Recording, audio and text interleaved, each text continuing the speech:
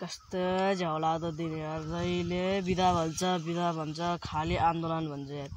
यहाँ पढ्न हतार भइसक्यो मलाई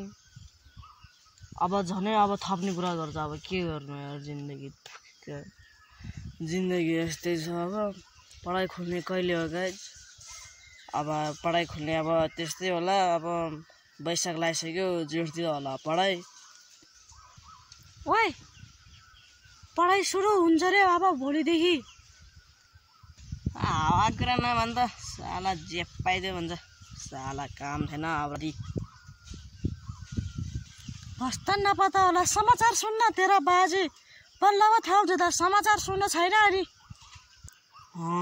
तैँले ठिक कुरा भनेस् अब म समाचार सुन्न जान्छु है त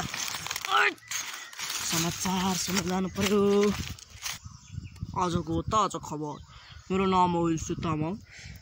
अझै अब पढाइ खुल्नुको सट्टा अझै 1 वर्ष लकडाउन पनि हुनेवाला छ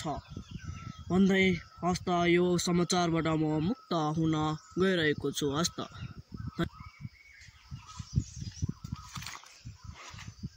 म मर्छु यार केटा म मरे